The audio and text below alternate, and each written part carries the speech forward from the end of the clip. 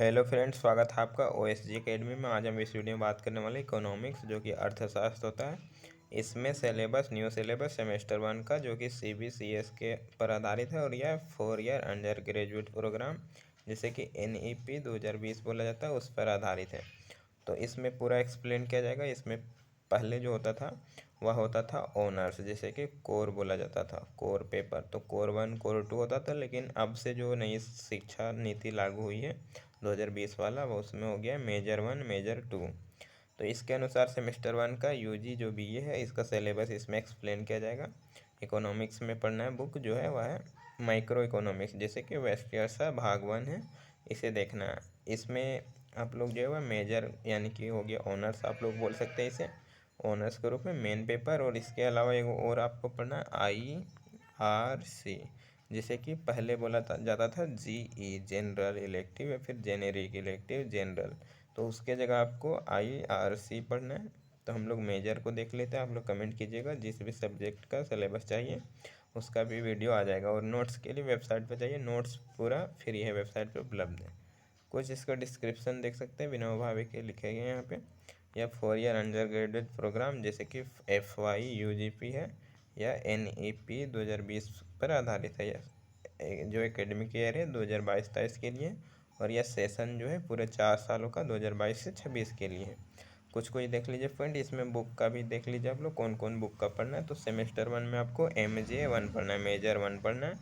ICR जो लिखा गया वह जनरल वालों के लिए लिखा गया, यानी कि आपको इसे नहीं पढ़ना है। आपको ICR में अपना जो भी सब्जेक्ट ICR में आपका था उसे पढ़ना है। इसमें ICR उन लोगों को ई बुक पढ़ना है जिसका इकोनॉमिक्स है। ICR जो पहले था वह था जनरल, अभी ICR कर दिया गया। और मेजर जो है पहले था ऑनर्स, जिसे कोर बोला जाता था, लेकिन अभी मेजर कर दिया गया MJ।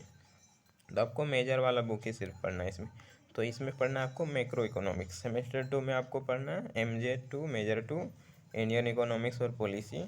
सेमेस्टर 3 पढ़ना है MJ 3 जिसमें कि मैक्रो इकोनॉमिक्स पढ़ना है। तो हम लोग इसे आप लोग देख लीजिएगा। हम लोग सीधा सेमेस्टर 1 वाले पे चलते हैं। इसमें सेमेस्टर 4 5 6 और फिर कुछ यहाँ आगे दिए गए, उन सभी के बारे में भी आप लोग देख लीजिएगा। और वीडियो को पॉज करके हम लोग सीधा मुद्दे पे आते हैं अपना जो हमारा है उस पर।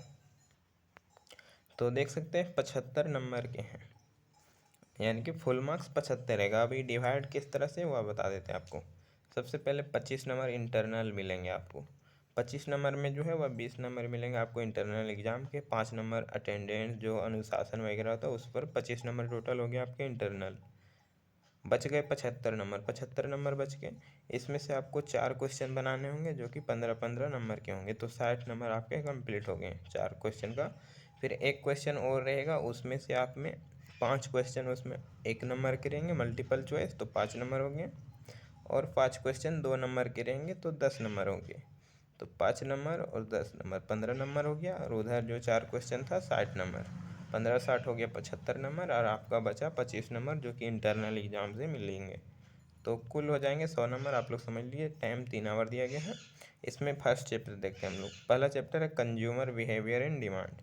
इसका मतलब है कि उपभोक्ता का व्यवहार और मांग क्या होता है उसमें पढ़ना है। इसमें क्या क्या पढ़ना है, तो यूटिलिटी एनालिसिस, उपयोगिता के बारे में चर्चा करना है। तो उपयोगिता में क्या पढ़ना है, तो कार्डिनल ऑर्डिनल यूटिलिटी। कार्डिनल जो संख्यावाचक होता था, जैसे कि उपयोगिता में 2 होता है, कार्डिनल ऑर्डिनल, गणनावाचक संख्यावाचक, जो कि मार्शल वाला था और हिक्स वाला था। हिक्स वाला मार्शल वाला में पढ़ना यूटिलिटी उपयोगिता, और हिक्स वाला में पढ़ना अंधिमान वक्र इंडिफरेंस कर्व पढ़ना है। इसमें मार्जिनल रेट ऑफ सब्सटीट्यूशन, यानी कि जो मार्जिनल रेट सीमांत मतलब दर पढ़ना है किसका, तो प्रतिस्थापन का सीमांत दर पढ़ना है। सभी नोट्स उपलब्ध है वेबसाइट पे, आप लोग जाइएगा, लिंक दे दूंगा डिस्क्रिप्शन में। आगे पढ़ना and property of indifference curve, जो अनधिमान वक्र या फिर तटस्थता वक्र होता है उसके क्या मतलब कर्व किस तरह से बनते हैं, उसके तालिका क्या होता है सभी देखना। बजट कांस्टेंट, बजट रेखा क्या है, कीमत रेखा भी से बोला जाता है। इनकम इफेक्ट, आय प्रभाव क्या है, आय प्रभाव में प्राइस इफेक्ट पढ़ना है। कीमत प्रभाव क्या है, और सब्स्टिट्यूशन इफेक्ट प्रतिस्थापन प्रभाव क्या है। इसमें से हिक्स का और स्लट्सकी का पढ़ना है। हिक्स और स्लट्सकी का आय, कीमत और प्रतिस्थापन तीनों प्रभाव को देखना है। सारे का नोट्स जो है वेबसाइट पे उपलब्ध है। आप लोग वीडियो बोलिएगा तो वीडियो भी आ जाएगा जल्दी। सेकंड इसमें चैप्टर 1.2 में लिखा है कंज्यूमर्स इक्विलिब्रियम, उपभोक्ता संतुलन देखना है। उपभोक्ता संतुलन में कार्डिनल ऑर्डिनल दोनों से, यानी कि गणनावाचक और क्रमवाचक, जो उपयोगिता वाला था और फिर अनधिमानवाचक, दोनों से उपभोक्ता संतुलन कहाँ होता है। सिमिलर बिटवीन टू एनालिसिस, यानी कि दोनों के बीच एनालिसिस करना। सब आ गया superiority of indifference curve analysis, indifference curve के बारे में चर्चा करना। और mathematical derivation of consumers equilibrium, जो कंज्यूमर उपभोक्ता संतुलन होता है उसे चित्र के द्वारा स्पष्ट करना, स्पष्टीकरण कर देना आपको। थर्ड इसमें थ्योरी ऑफ डिमांड, यानी कि मांग का सिद्धांत पढ़ना। इसमें डेरिवेशन ऑफ डिमांड कर्व, यानी कि मांग रेखा की, जो मांग की रेखा किस तरह बनती है उसे देखना है। फ्रॉम इंडिफरेंस कर्व, अंधिमान वक्र के द्वारा मांग वक्र देखना है। फैक्टर इन्फ्लुएंसिंग डिमांड, यानी कि मांग को प्रभावित करने वाले कारकों को देखना है। Change in demand and angel curve, मांग वक्र में परिवर्तन और एंजिल वक्र भी होता है, उसमें परिवर्तन के बारे में इसमें जानना है। चौथा इसमें 1.4 है कंज्यूमर सरप्लस, उपभोक्ता बचत या फिर उपभोक्ता अतिरेक इसे बोला जाता है।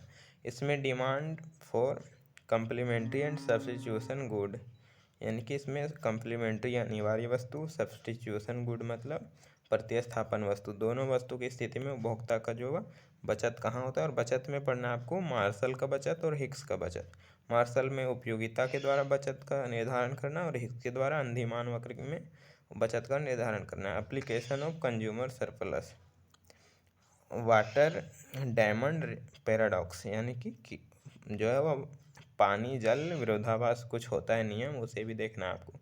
सारा नोट्स मिल जाएगा, या फिर आप लोग वेबसाइट पे जाइए और ग्रुप में ज़रूर जुड़िएगा। सारे मतलब धीरे धीरे नोट्स उपलब्ध कराए जाएंगे आपको। चैनल को सब्सक्राइब भी कर लीजिएगा। आगे इलास्टिसिटी ऑफ डिमांड, यानी कि मांग की लोच। मांग की लोच सिर्फ पढ़ना है आपको। मांग की लोच में क्या पढ़ना है, तो price, income and cross elasticity. लोच 3 प्रकार के होते हैं, तीनों को देखना है। आय लोच, कीमत लोच और आड़ी लोच या फिर प्रति लोच होता है। Measurement of elasticity of demand, यानी कि मांग की लोच की गणना कैसे की जाती है। इलास्टिसिटी ऑफ सब्स्टिट्यूशन, प्रतिस्थापन की लोच किसे कहते हैं। Relationship between price elasticity, income और सब्स्टिट्यूशन, तीनों जो मांग की लोच है, कीमत लोच, मांग की आय लोच, मांग की आड़ी लोच या प्रतिस्थापन लोच, उन तीनों में संबंध क्या है उसे देखना। अब सेकेंड टॉपिक चैप्टर आता है theory of cost and production. इसमें लागत और उत्पादन के बारे में पढ़ना। इसमें प्रोडक्शन फंक्शन के बारे में पढ़ना, जैसे कि उत्पादन लागत कहा जाता है सिंपली में। इसमें short run and long run production function पढ़ना, यानी कि अल्पकालीन और दीर्घकालीन उत्पादन लागत क्या है, उसके प्रकार क्या होते हैं। एक आगे आइसोक्वांट एनालिसिस, सम उत्पाद वक्र क्या है। उत्पादन में जो होता है वह फर्म उत्पादन करती है तो उसका उत्पादन का सम उत्पाद वक्र होता है, जैसे कि सम लागत रेखा भी होता है। आगे प्रोडक्शन डिसीजन, वह उत्पादन का निर्धारण कहाँ करती है, यानी कि वह द्वितीय अवस्था में रहना पसंद करती है। एक्सपेंशन पैथ पढ़ना आपको, जिसे कि विस्तार पथ कहा जाता है। विस्तार पथ क्या है, सारे आप लोग कमेंट कर दीजिएगा, वीडियो आ जाएगा, या फिर नोट्स के लिए ज़रूर जाइएगा वेबसाइट पे, एक बार जाकर देख लीजिए। आगे दूसरा इसमें है कि 2.2 की लॉ ऑफ प्रोडक्शन, उत्पादन का लागत मतलब उत्पादन का नियम क्या है उसे देखना है। इसमें लॉ ऑफ वेरिएबल प्रोफेशन, परिवर्तनशील अनुपात का नियम क्या है। रिटर्न टू स्केल, पैमाने के प्रतिफल क्या है। इकोनॉमिक टू ऑफ स्केल, आर्थिक जो कुछ होते हैं वह क्या है। आगे पढ़ना होमोजीनियस प्रोडक्शन फंक्शन पढ़ना है। इसमें होमोजीनियस जो होता है वह होता है एक जैसे, यानी कि एक जैसे जो दिखते हैं वस्तुएं वही होमोजीनियस होता है, समरूप वस्तुएं। फिर कोब डगलस प्रोडक्शन फंक्शन पढ़ना है। कोब डगलस का उत्पादन फलन भी होता है। इट्स प्रॉपर्टी, कोब डगलस का उत्पादन फलन के क्या प्रॉपर्टी हैं, उसके क्या निर्धारक तत्व हैं। आगे पढ़ना है आपको कोस्ट, लागत पढ़ना। लागत में कॉन्सेप्ट ऑफ कॉस्ट पढ़ना, लागत की धारणा क्या है। देयर रिलेशनशिप बिटवीन, इसके संबंध क्या है किसके साथ, शॉर्ट रन और लॉन्ग रन, अल्पकाल और दीर्घकाल में लागत के संबंधों को चर्चा करना है। और फिर आगे पढ़ना है derivation of short run average and marginal cost and total cost. अल्पकाल में जो है एवरेज कॉस्ट, मार्जिनल कॉस्ट और टोटल कॉस्ट, कुल लागत, सीमांत लागत और जो है वह मार्जिनल औसत लागत क्या है, उन सभी को देखना है। आगे देखना है शेप ऑफ कॉस्ट कर्व, यानी कि लागत रेखा का आकृति किस तरह से होता है, तो वह यू आकार का होता है। वह क्यों यू आकार का होता है, औसत लागत यू आकार का क्यों होता है, एवरेज कॉस्ट कर्व यू आकार का क्यों होता है, और L shape long run average cost यानी, और दीर्घकाल में लागत जो औसत लागत होता है वह एल आकार का होता है, और अल्पकाल में यू आकार का होता है। तो क्यों होता है उसे देखना है। तीसरा है मार्केट स्ट्रक्चर, बाजार का ढांचा देखना है, क्या है बाजार, उसके क्या होते हैं। तो इसमें कॉन्सेप्ट ऑफ रिवेन्यू देखना है। बाजार में रिवेन्यू होता है, रिवेन्यू का मतलब होता है आगम, जैसे कि पैसा बोला जाता है। इसमें देखना है revenue and their inter relationship, revenue और उसके बीच संबंध क्या है। Determination average and marginal revenue curve, औसत और सीमांत जो आगम है उसे कैसे निकाला जाता है फ्रॉम टोटल रिवेन्यू, और किससे निकालना है, तो कुल आगम से निकालना है। Relationship between AR/MR and elasticity of demand, औसत रेवेन्यू, सीमांत रेवेन्यू जो औसत आगम है, सीमांत आगम है, और इलास्टिसिटी ऑफ डिमांड इसमें क्या संबंध है उसे बताना है। आगे देखें तो इसमें मार्केट के बारे में पढ़ना है। मार्केट में यानी कि बाजार, तो इसमें परफेक्ट और इम्परफेक्ट दोनों बाजार को देखना है। साइलेंट फ्यूचर देखना है, इसके फ्यूचर क्या है, विशेषताएं। Equilibrium of firm and industry under perfect competition यानी कि पूर्ण प्रतियोगिता बाजार में फर्म और उद्योग कैसे संतुलित होते हैं। डेरिवेशन ऑफ सप्लाई कर्व, पूर्ति वक्र क्या है।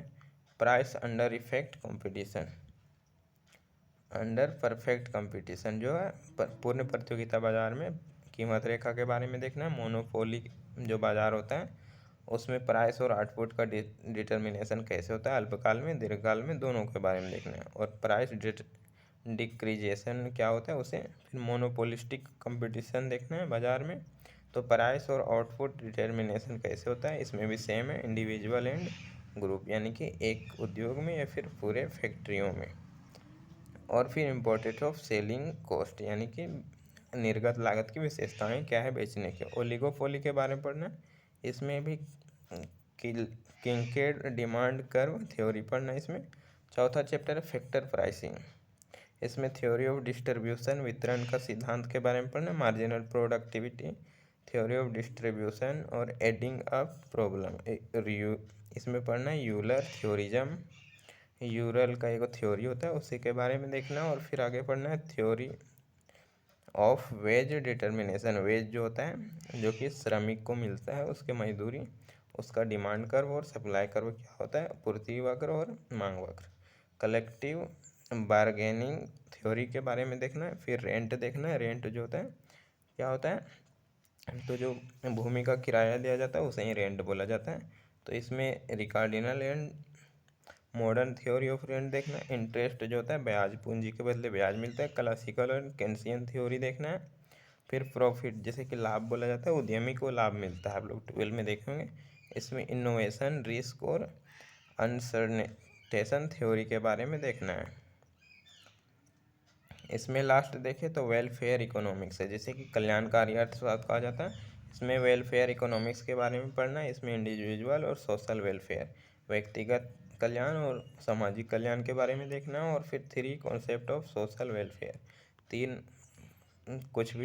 जो कॉन्सेप्ट होते हैं उसके बारे में देखना है। Role of value judgement in welfare economics, welfare economics जो है कल्याणकारी अर्थशास्त्र उसके क्या मतलब वैल्यू है, विशेषताएं, उन सभी को देखना है। फिर एक condition of Pareto optimum, Pareto optimum के बारे में कुछ देखना है। इसमें पेरेटो क्या क्या देखना है, देखिए Pareto criterion of social welfare, फिर marginal conditions of Pareto optimum. फिर इसमें क्लासिकल वेलफेयर इकोनॉमिक्स पीगू के द्वारा देखना है। और एरो पॉसिबिलिटी थ्योरिज्म के बारे में देखना है। तो इन सभी का नोट्स मिल जाएगा वेबसाइट पे, आप लोग कमेंट कीजिएगा, वीडियो भी आ जाएगा। और ग्रुप में जुड़ जाइए सोशल मीडिया से, ताकि आपको समय समय पर नोट्स मिलते रहें। धन्यवाद। और सारे सब्जेक्ट का सिलेबस डाउनलोड करने के लिए वेबसाइट पे जाइए।